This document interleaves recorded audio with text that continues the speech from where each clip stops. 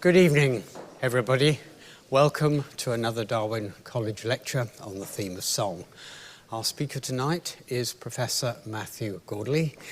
He joins us from Pittsburgh, Pennsylvania, where he's currently the interim provost and dean of the College of Arts and Sciences at Carlow University.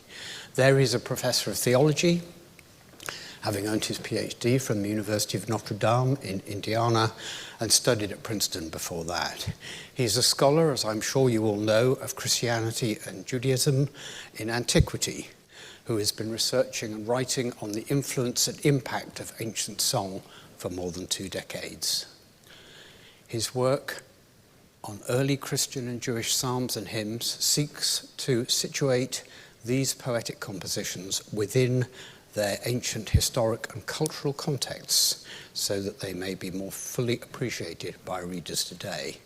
He's published 4 monographs, including the latest one on the ethical challenge of the parables. Whilst his research is on ancient song, he also writes, sings, records, and creates videos of his own light-hearted songs, which I don't think we'll hear today, but who knows. They are, he says, strictly for family and friends, and his 4 followers on the YouTube channel, on his own YouTube channel. However, his Halloween song, I'm told, does have over 400 views, and his Christmas song, which is entitled "Cheer Up Lads, It's Christmas," is close behind with 200 views. Matt, we do expect your YouTube viewing to rise enormously after tonight's lecture when it appears on the Darwin College YouTube channel. But now, please join me in welcoming Matt to give his lecture entitled "Song in the Ancient World, Echoes of Religion and Resistance." Matt, thank you very much.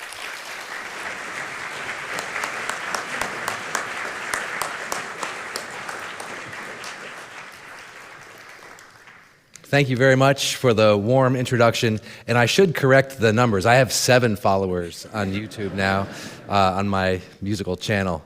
I'm so grateful for the opportunity to be with you this evening, and I'm very honored to be part of the Darwin College lecture series on song. The title of my talk is "Song in the Ancient World, Echoes of Religion and Resistance." The year was 111, and Pliny, the governor of Bithynia, had a problem. An accomplished and successful Roman administrator who had been appointed consul by the emperor, Pliny faced a problem he had not encountered before: Christians. By this time, 80 years after the death of Jesus, the worship of Jesus had spread throughout the Roman Empire. People of all classes and ethnic groups were becoming followers of Jesus. And the governor, Pliny the Younger, had not dealt with the trials and punishments of Christians in his previous roles. He wanted, though, to make sure that he was dealing with them in ways that aligned with the wishes of the Roman emperor. And so he wrote a letter to the Emperor Trajan. So the letter to Trajan is fascinating. In it, he raises philosophical questions about the practicalities of punishing Christians. Did it matter if they were very young or very old? If they recanted of their folly? Did it matter if they had been Christians years ago but no longer were? He also describes his practice, which was to interrogate them, give them a chance to recant, multiple chances actually, and then to execute those who persisted. Because, as he writes in his letter, whatever the nature of their creed, I had no doubt that stubbornness and inflexible obstinacy surely deserved to be punished. So all was going well enough until someone published anonymously a long list of people who were suspected of being Christians. And it was here that he needed the emperor's guidance. And it is here that we get a very interesting glimpse into song in the ancient world. In this third portion of the letter, he he explains what the Christians admitted to doing, even those who had long ceased to be Christians. They denied any immoral activity and asserted, however, that the sum and substance of their fault or error had been that they were accustomed to meet on a fixed day before dawn and sing responsively a hymn to Christ as to a God. And this letter from Pliny is our earliest reference outside of the New Testament to the practice of Christian song. Now, for someone with my interests, I wonder, what did it mean that they sang a hymn to Christ as to a God?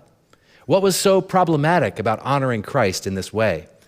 And what were those early Christian hymns like? And why was singing one such an issue?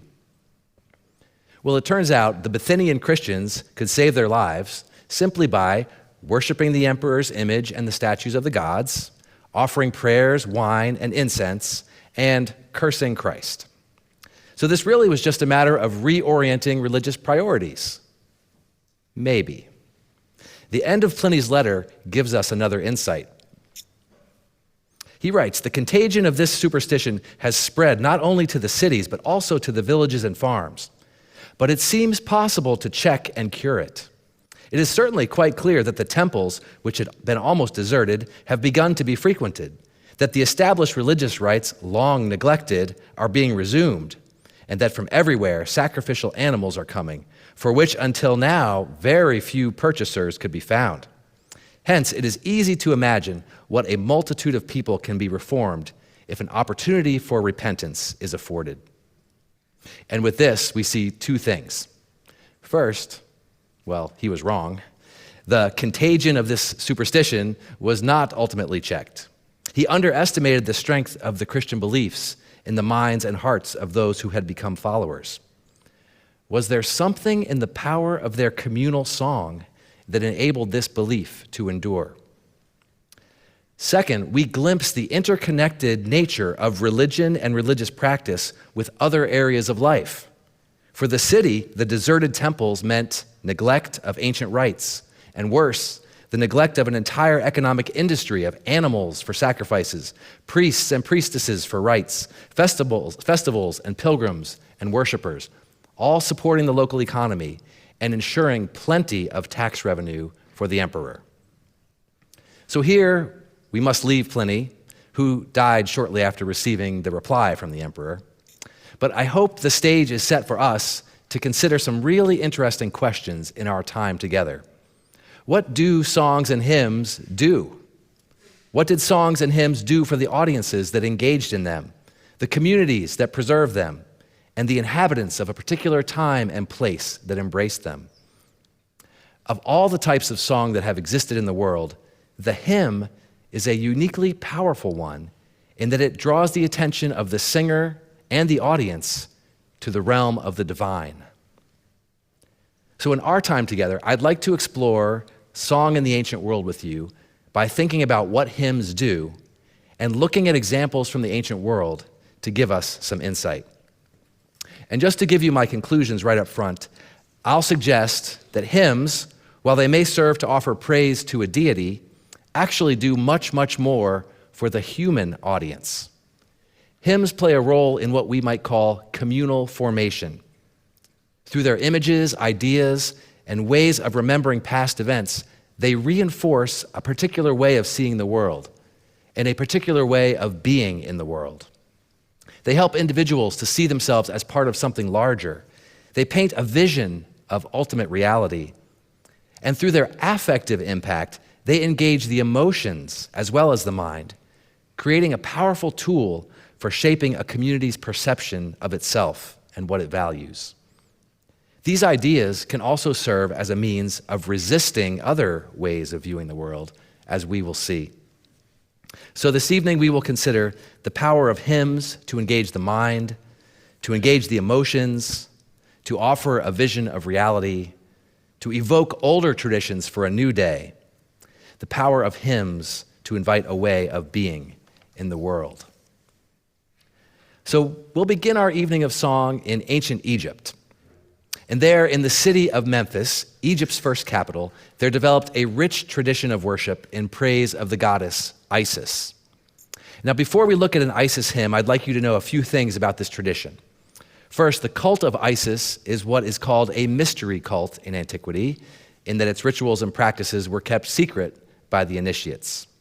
Second, we possess today over a dozen inscriptions, actual hymns in praise of Isis, as well as other documentation in literature and papyri about the praises of Isis. And third, these trace their origins to the worship of Isis in Egypt, with many of them claiming to be copies of an original hymn to Isis engraved on a stela in Memphis. In them, Isis is portrayed not as a local or even national deity, but as a universal goddess, giving great benefactions to humanity, but also one who is willing and able to deliver those who call on her for salvation. Her praises are often marked by a sense of joy on the heart of the worshiper, and often include expression of a close maternal relationship with the goddess, a personal relationship, we might say. So let's look at one of these hymns, a hymn by Isidorus. It is a longer hymn, so I'd like to read just a few stanzas and point out some of the features. It begins, "O wealth giver, queen of the gods, Hermuthis, lady omnipotent, Agathe Tuke, greatly renowned Isis, Deo, highest discoverer of all life. Manifold miracles were your care, that you might bring livelihood to mankind and morality to all. You taught customs that justice might in some measure prevail. You gave skills that men's life might be comfortable, and you discovered the blossoms that produce edible vegetation. Because of you, heaven and the whole earth have their being."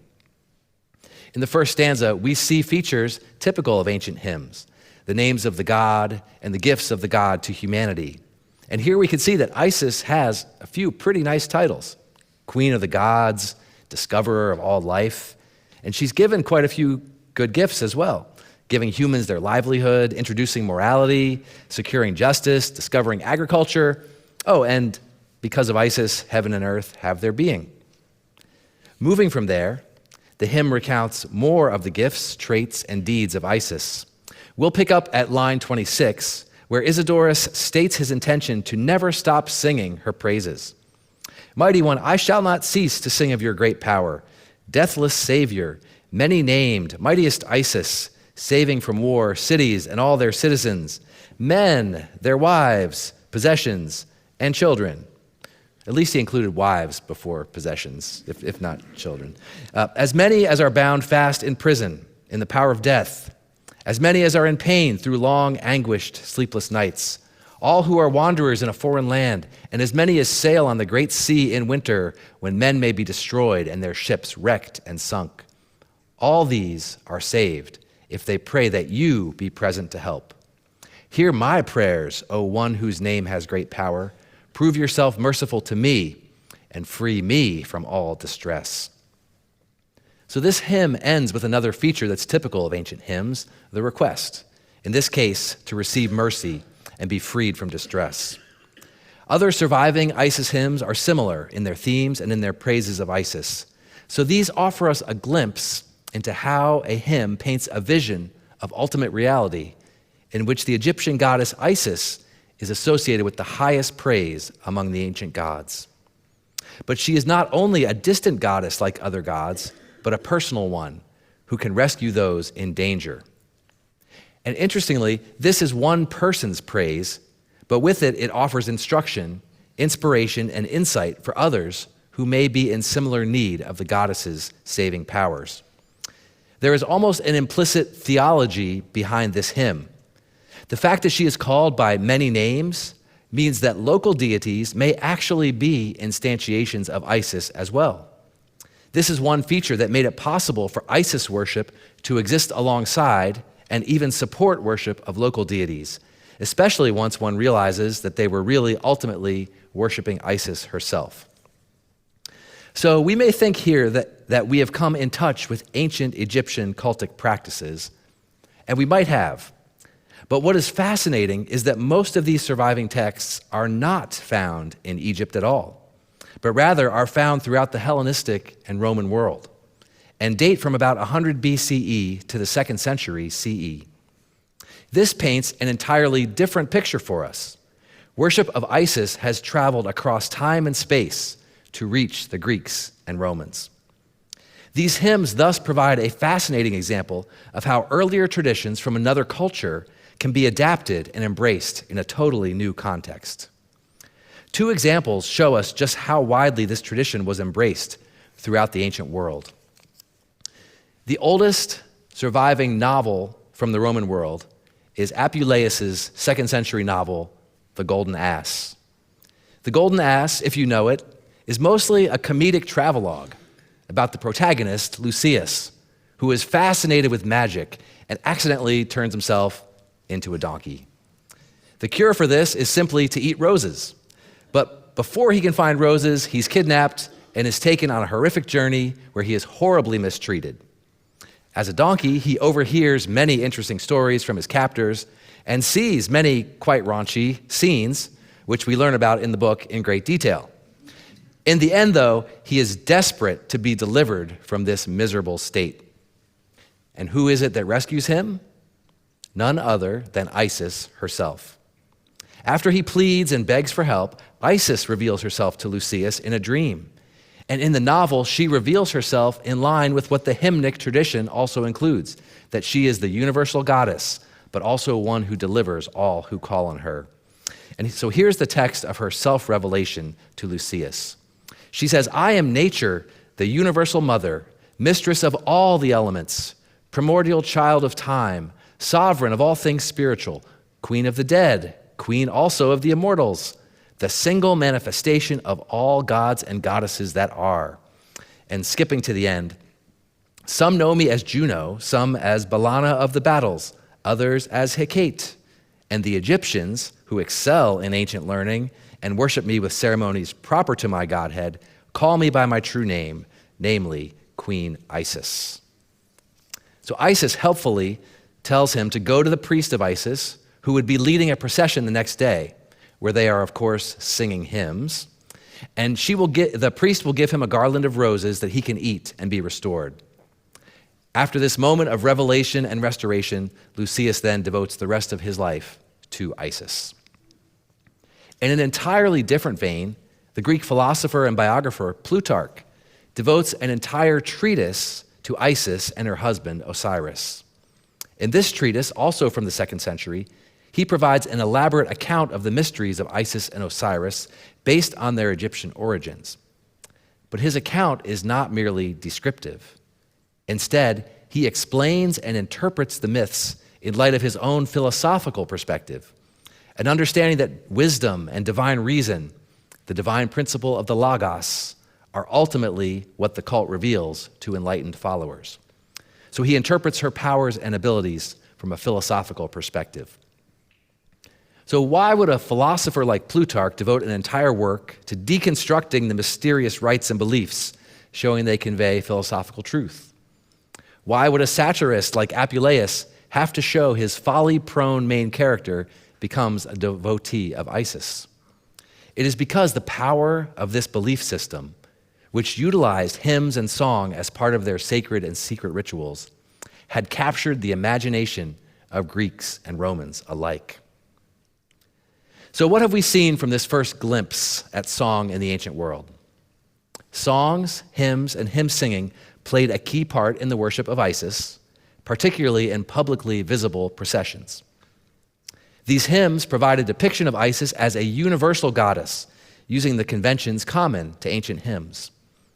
The hymns also show ways that Isis was perceived as a deity who extended mercy and deliverance in times of trouble, more so than the wider pantheon of disinterested Greek and Roman gods. These hymns also show us that Isis worship was much more than a pure Egyptian cult, but rather a reimagining of it in ways that had broader appeal and that suited the needs of Greeks and Romans for a deity that would help them in very personal ways. In short, we have a glimpse here of the power of songs and hymns, not just as an act of praise, but as a means of capturing the imagination of those who hear them, to serve as a means of instruction for the uninitiated and a means of reinforcement for the faithful. We shift our attention next to another tradition which is rich in hymns, and one which, like the cult of Isis, lays claim to at least 2 songs that trace their roots to Egypt. This is the song tradition of ancient Judaism. Often referred to as psalms, their ancient songs have been collected in books, the Book of Psalms, but are also found embedded in other kinds of writings. Wisdom literature often uses hymnic forms to convey instruction. Hymns and songs are also found in historical narratives and often on the lips of main characters in those stories at key points in time. A prime example of this is the Song of the Sea in Exodus 15, followed by the Song of Miriam. These are 2 of the oldest Hebrew psalms.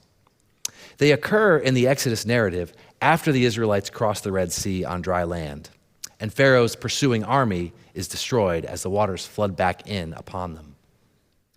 These songs are really interesting in that scholars believe they predate the writing of the book of Exodus, and that they were inserted into this narrative. The inclusion of these songs at this point in the narrative has a few effects. First, it reinforces what has just occurred in the narrative, as the songs actually recount the experience again. Second, they draw out key theological points to ensure that the reader understands that what has just occurred was God's deliverance, as well as God's establishment of a chosen people. And third, this song in the narrative provides exemplary behavior to imitate. Moses and Miriam become models of how to remember and celebrate the deliverance of God. So with that, let's take a look at a few excerpts from the Song of the Sea. Then Moses and the Israelites sang this song to the Lord. I will sing to the Lord, for he has triumphed gloriously. Horse and rider he has thrown into the sea. The Lord is my strength and my might, and has become my salvation. This is my God, and I will praise him, my father's God, and I will exalt him. The Lord is a warrior. The Lord is his name. Here, like many ancient hymns, we see a declaration of praise, the naming of the God, and the deeds of the God. In this case, the naming of God and God's heritage is important. Of particular interest, beginning as it does, this psalm engages numerous tropes from the ancient Near East and sets up this God as triumphing over all others. The song goes on to describe in poetic and graphic details the ways in which Pharaoh's chariots, army, and officers were swallowed up in the Red Sea. In this way, the reader is given a visual reminder. They can actually picture what happened, and this becomes part of the communal memory that is shared. Picking up at verse 11, who is like you, O Lord, among the gods? Who is like you, majestic in holiness, awesome in splendor, doing wonders? You stretched out your right hand, the earth swallowed them. In your steadfast love, you led the people whom you redeemed. You guided them by your strength to your holy abode. So we can see here the use of rhetorical questions, not uncommon in ancient hymns, comparison with other gods, the gods of the ancient Near East, descriptors, and more deeds. But interesting here is the shift to another item, one that is in the future from the standpoint of this moment in the Exodus narrative, guiding the people of Israel to God's dwelling. And with that, the hymn actually shifts from the escape from Egypt to the future conquest of the promised land. The peoples heard, they trembled. Pangs seized the inhabitants of Philistia. Then the chiefs of Edom were dismayed. Trembling seized the leaders of Moab. All the inhabitants of Canaan melted away. Terror and dread fell upon them. By the might of your arm, they became still as a stone until your people, O Lord, passed by, until the people whom you acquired passed by. You brought them in and planted them on the mountain of your own possession, the place, O Lord, that you made your abode, the sanctuary, O Lord, that your hands have established. So here we can see 2 things that were not present in the Isis hymns. First, this hymn presents a way of remembering a key event of the past. In this way, the hymn is an embodiment of a kind of cultural memory. And second, it is also very explicit that this is not the deliverance of one person, but the election of a specific people chosen by God. And it legitimates the worship of this God within the sanctuary that this God later established. And the fact that this hymn is now preserved within a narrative creates a memory, not just of the deeds of the God, but a memory of the joyous celebration of those deeds, something that future generations can participate in themselves each time the song is chanted. But if Moses gets the award for earliest Hebrew song, the award for most prolific songwriter must go to King David. The songs of King David are widely known. Even as a young man, his harp playing was able to soothe the madness of King Saul, and 73 of the biblical psalms are attributed to him. But perhaps what less widely known is that his son, King Solomon, was also known to be a writer of songs. More known for his wisdom, the biblical tradition does indicate that he composed 1,005 songs, not 1,004, though only a few are preserved in the biblical text. But an interesting thing happens with these biblical figures, and especially with Solomon. That is that the composition of psalms in later periods are attributed back to Solomon. So here I'll mention two, since they illustrate two ways that later authors adapt earlier song traditions to meet the needs of their day. One is a book called The Wisdom of Solomon, and the other is a collection of psalms called Psalms of Solomon. Wisdom of Solomon contains within it a song, an ode to wisdom's saving role in history. This song appears to have been a means of encouraging the Jews in Alexandria, in Egypt, to resist the Greek philosophical schools and to urge them to remain faithful to their tradition. Just read a few lines from this one. She, wisdom, guarded the first-formed father of the world when he alone had been created and delivered him from his transgression. She also gave him strength to rule over all things. This is a reference to the biblical Adam. The earth being flooded, wisdom again saved it, acting as a pilot for the righteous one, a reference to the biblical Noah. And wisdom rescued from distress those who attended upon her. So wisdom in this song is how the God of Israel acted on behalf of God's people. It is also noteworthy that wisdom does the acts of deliverance that Isis does in the Isis hymns. The song also shows that it was God's divine wisdom that delivered the Israelites from Egypt and led the Israelites through the wilderness. So starting at line 18, she carried them across the Red Sea and led them through abundant water.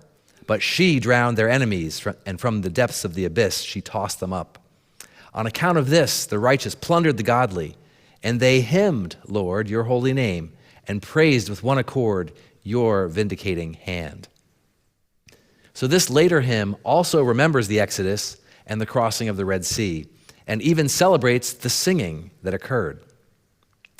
One fascinating element of this is that this hymn and the whole of Wisdom of Solomon was likely written in Alexandria.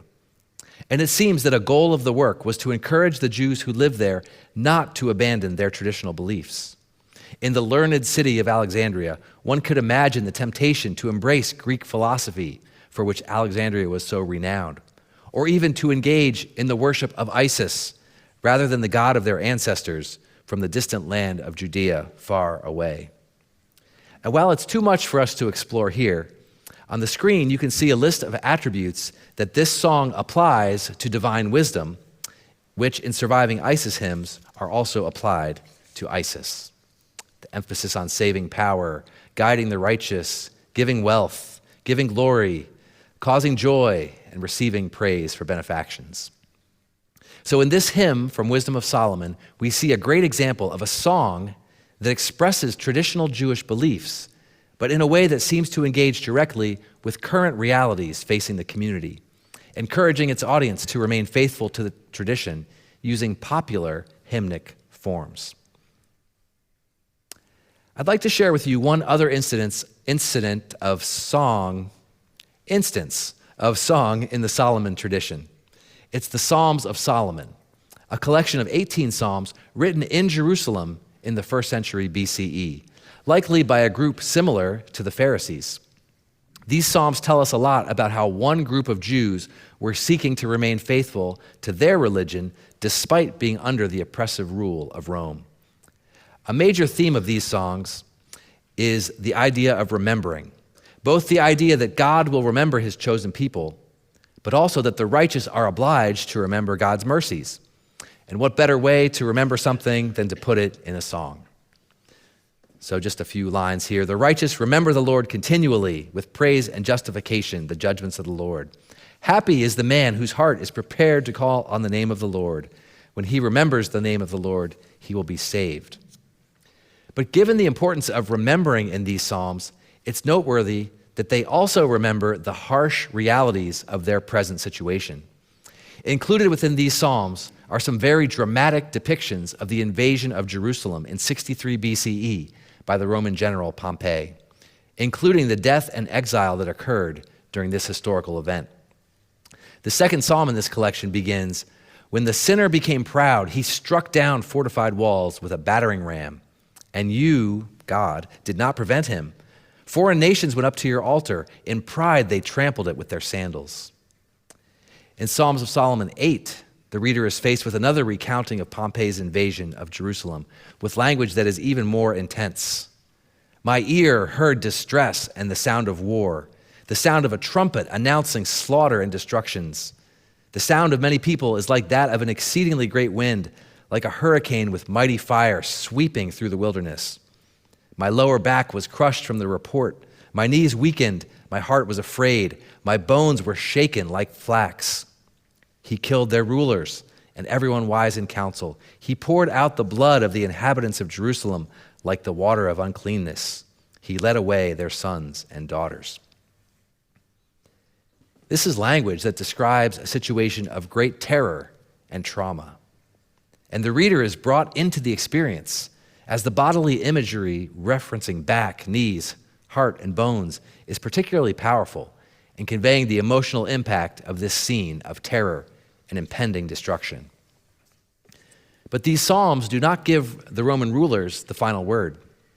They also model a response of praise to God and trust in God's deliverance that they believe is sure to come. The final two psalms in the collection point to a coming day of deliverance and the expectation of a Messiah who would bring about a great reversal and initiate an era of unmatched prosperity and peace for the righteous. The author exclaims in Psalm 18, "Happy are those who shall live in those days to see the good things of the Lord, which he will perform for the coming generation." In a way, then, these psalms encourage a spirituality of resistance, recognizing that horrible events have occurred at the hands of the Romans, but encouraging continued trust in the promises of God. There is so much more that could be said about the role of song in the Jewish tradition. But here we saw the Song of the Sea as an instance of a song that preserves an important communal memory about the way God delivered the Jews and established a sanctuary. We saw the ode to wisdom's saving role in history with its echoes of Isis adapting the tradition to the threats of the day. And we noted the Psalms of Solomon, inviting resistance to empire, adapting the psalm tradition to the threats of Rome as a kind of poetry of resistance. So I find it highly interesting that song can be used as a form of resistance, to foster a spirituality that resists other traditions and that also resists narratives of empire. Of course, it is just as interesting that songs can be used as a tool of empire as well. Songs in praise of rulers have a heritage almost as rich as songs in praise of gods. And this actually works quite well if you wanted to, for example, legitimate the ruler's authority by claiming it came from the gods. And with that small step, you might as well declare the ruler God-like. And if that was the case, you might as well sing hymns in honor of the ruler. And from the Hellenistic era to the Roman world, we have hymns, songs, and praise poetry that does just that. In the Roman Empire, hymns played a key role in promoting the message of imperial benefits and blessings to the conquered peoples. This was part of a larger concept of imperial ideology, which included the imperial cult, a series of rituals that honored the emperor and helped reinforce a way of conceptualizing the world in which the emperor was at the center of Rome as a divinely appointed ruler. By participating in the imperial cult, conquered cities and peoples in the Roman world could make sense of their status and also negotiate their place within it. In fact, there was a lot the provinces could do to better their standing in the eyes of the emperor. In addition to the building of temples, the creation of statues, the offering of sacrifices, the celebration of festivals on days devoted to the emperor, the provinces also honored the emperor through the creation of special choirs, which were dedicated to singing hymns in praise of Augustus, much like the choruses in Greek cities were created to sing praises to the gods. Taken together, all these activities had connections with earlier traditions, but also represented innovation and adaptation as they combined around the person of the emperor.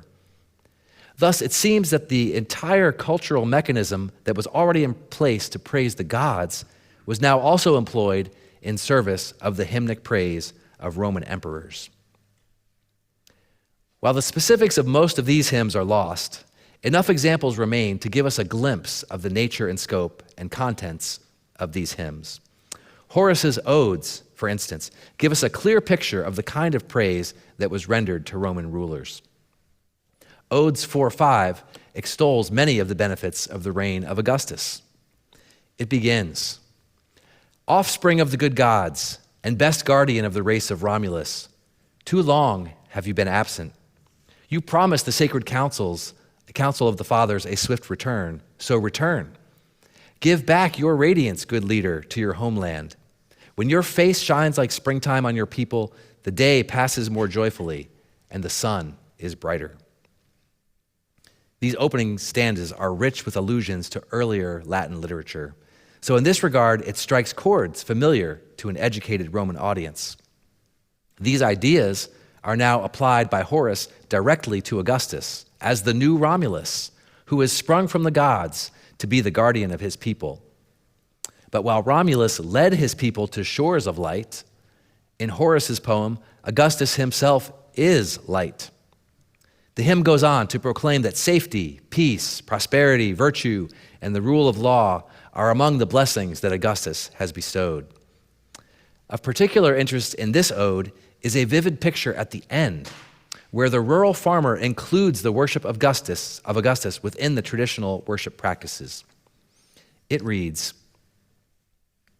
"Every man weds the vine to the maiden tree and sees the sun go down on his own hills, then goes cheerily home to his wine and invites you, Caesar, as a god, to the second course. To you he offers libations with many prayers, and for you he pours neat wine from the chalice, joining your divine majesty to his household gods, as Greece remembers Castor and great Hercules." With this verbal picture, Horace uses a traditional image to accomplish several things. First, he presents a recent innovation, worship of Augustus as divine, as having ancient precedent. The implication is clear. As the Greeks remember such heroes as Castor and Hercules as true offspring of the gods, so do the Romans consider their ruler, Augustus. Second, he portrays a grand vision of the godlike Augustus and his divine accomplishments, echoing the ideas of Roman imperial ideology. Third, and perhaps most interesting, in this hymn, he invites his Roman audience to see their role and construct their identity in the world ruled by Caesar. In this way, by including them at the end of the hymn, he shows the audience what a proper response is to this divinely appointed ruler. So we've now seen praise of gods, praise of wisdom, and now praise of human rulers who are so closely associated with the divine as to be divine themselves. These are poetic and hymnic expressions that give praise to a god, but also have a lot to say to the human audience that hears them. And by drawing on earlier traditions, expressing their ideas in elevated forms, and using imagery and heightened forms of expression, they engage not only the mind of the listener, but the emotions as well. Our final stop on this journey of song is with two early Christian songs preserved in the New Testament. From the first book of the New Testament to the last, there are well over 100 references to songs, hymns, and praise. The Apostle Paul exhorts Christians to sing psalms, hymns, and spiritual songs. James likewise says, "Are any among you suffering? They should pray. Are any cheerful? They should sing songs of praise. And while the New Testament does not contain a collection of hymns like the book of Psalms, it does, like the Jewish scriptures, contain psalms and hymns embedded within its other genres. There are psalms recited in the narratives of the Gospels. There are hymns cited in the letters of Paul, and in the most enigmatic book of the New Testament, the book of Revelation, the author describes the worship of the angels around the throne, including the songs they are singing. So the New Testament literally begins and ends with song. What is striking to me about these is the way we might initially read them as religious texts, espousing religious beliefs and ideas. But when seen in the context of the first century world, with our awareness of the ways in which songs functioned and an awareness of the traditions that came before, we gain a renewed perspective on what these early Christian songwriters were up to. It seems they were not simply praising God with these songs. They were engaging in complex processes of communal formation, shaping the way their early communities saw themselves, saw the world, and their place in it. The gospel writer Luke includes 4 songs recited around the birth of Jesus. The song of Zechariah, a Jewish priest and father of John the Baptist, the song of Mary, the mother of Jesus, the song of Simeon, a prophet, and of course the song of the angels. Even if Luke had not included the words of these songs, the celebration of the birth of Jesus in song is remarkable. And think about what this demonstrates for Luke's audience. According to the Jewish scriptures, the anticipated time of divine renewal was to be accompanied with great joy. The Hebrew prophets, Joel, Zephaniah, Zechariah, Isaiah, promised an outpouring of joy when God began to fulfill his promises of restoration. And that outpouring is what Luke attempts to demonstrate to the reader in these songs. These exemplary singers demonstrate through their praise that the time of divine visitation has arrived. And the contents of these songs further reinforce this. When read in this context, Mary's song is an embodiment and fulfillment of themes and promises of the Jewish scriptures. And Mary said, "My soul magnifies the Lord, and my spirit has found joy in God my Savior, because he considered the humble state of his servant. For behold, from now on all generations will consider me blessed, because the Mighty One performed great things for me, and holy is his name, and his mercy is from generation to those fearing him."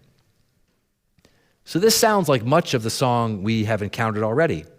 And like earlier Jewish psalms, the God is named, deeds and attributes are praised, the individual is thankful for what God has done for her. This all sounds very religious and pious. But then as Mary goes on, we begin to see that this is not just a religious song. He performed mighty deeds with his arm. He scattered the arrogant in the thought of their heart. He pulled down rulers from thrones, but raised up the humble. He filled the hungry with good things, but the rich he sent away empty. He has come to the aid of Israel, his child, in remembrance of his mercy, just as he said to our fathers, to Abraham, and to his seed forever. Here we see themes of reversal, but also very explicitly mention of rulers being pulled down. These are deeds of God in the past on behalf of Israel, but in the context of Luke's gospel and in the birth of Jesus, they are also suggestive that what is happening through the birth of Jesus is a continuation of this same saving activity of God. In fact, the other hymns in Luke confirm this for us. So in the midst of an empire where Caesar is Lord, Israel is under brutal Roman occupation, and the promises of God seem all but forgotten, Mary offers a hymn of resistance that remembers God's past deeds of deliverance, affirms the promises of God, and hints at their fulfillment in the person of Jesus. And this will be the theme of many of the hymns in the New Testament. The Apostle Paul will include hymnic passages within his letters, including this famous passage from Philippians. As we read it, you can note the naming of the deity, the theme of reversal, taken right out of Mary's song, and then the explicit placing of Jesus as Lord. Jesus, who existing in the form of God, did not consider equality with God a thing to be seized, but emptied himself, taking the nature of a servant, being born in human likeness. And being found in appearance as a human, he humbled himself, becoming obedient unto death, even death on a cross. Therefore, God highly exalted him and gave him the name that is above every name, that at the name of Jesus every knee should bow in heaven and on earth and under the earth, and every tongue confess that Jesus Christ is Lord, to the glory of God the Father. In this hymn is a rich tapestry of allusion to Jewish biblical motifs, as well as to cultural norms and values within the Roman Empire. But by reciting a psalm like this, expressing the life of Jesus in poetic form, portraying these aspects of the life and death of Jesus in a way that is easily remembered and full of rich visual imagery, the audience is invited to see this as the ultimate reality in which they live. Though they experience life in a world in which they are suffering and persecuted for their faith, Jesus is a model of humble obedience. And death is not the victor, even the cruel death of the Roman cross that was the ultimate symbol of Rome's power over traitors, rebels, and any who oppose them. In this psalm, the cross becomes the turning point, the literal crux of the poem that leads to Christ's exaltation and worship by all beings. So for the community that would read this and recite it, as they in their worship rituals bowed and confessed the lordship of Christ, they could imagine that they were participating now in this universal worship that was sure to occur. Paul was suggesting that it was a world in which Jesus is Lord, that it makes sense to love others, to have hope in times of suffering, and to resist the murderous arrogance of the Roman Empire and emperor, who was a false claimant of divinity, and who would one day himself ultimately bow the knee to Christ with all other earthly and heavenly powers. So in a world where hymn singing was part of the culture, including hymns in praise of the emperor, what did these early Christian hymns tell us? 3 things. The early Christians saw Jesus as the fulfillment of God's promises to God's people in the Jewish scriptures. Jesus inaugurated this new age, and the appropriate response was praise. The early Christians saw Jesus as taking a place of supremacy above the emperor. Thus, worship of Jesus was not simply religious, it was political and dangerous, as Pliny well knew. The early Christians used rich imagery to paint a portrait of ultimate reality and to engage the imaginations of their audiences. While they wrote letters and narratives and books, it was their poetry and hymnody, their songs, in which the most remarkable claims about Jesus were made.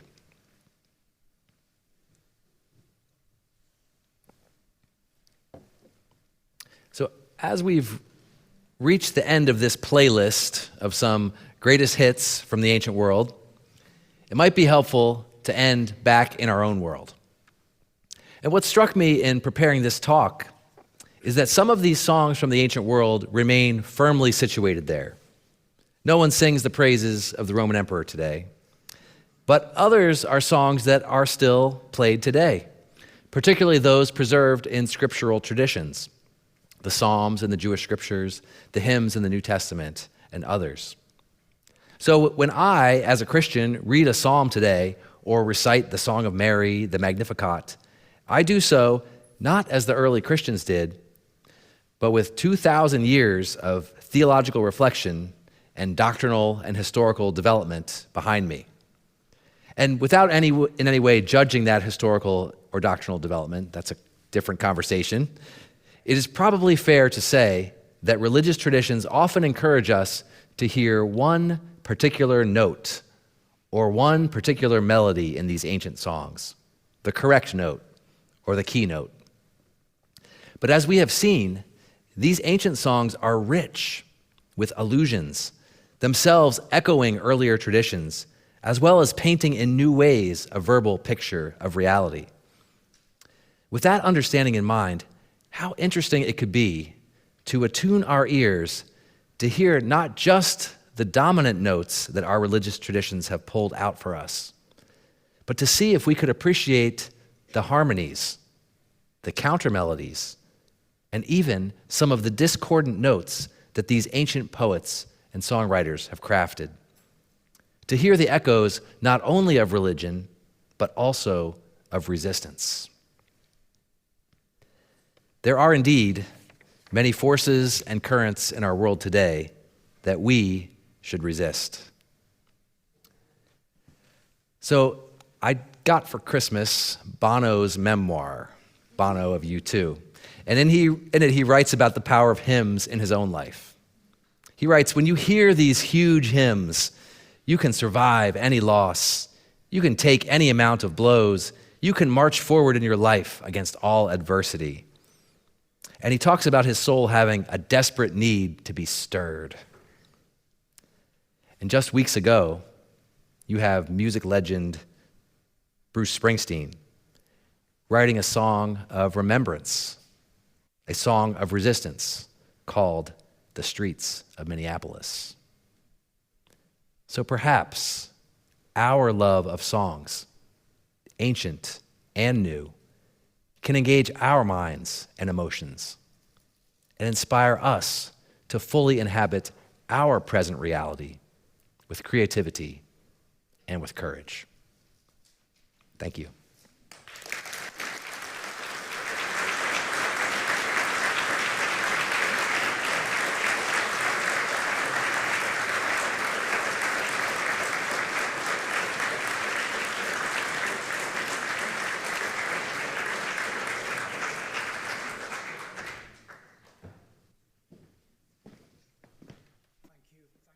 So much, Matt. For me, that was an extremely eloquent and beautiful lecture on the role of songs in shaping how communities perceive, how they respond to, and how they influence the political and religious worlds that people found themselves in, both in ancient times, if you like, but also, as you were just saying, lessons for today. So thank you very much indeed. Thank you.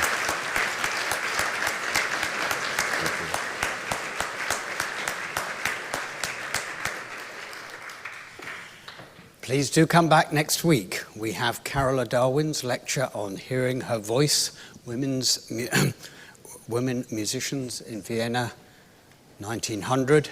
Carola is, as I'm sure you all know, a professor of music at the Royal College of Music in London, and also a professional singer.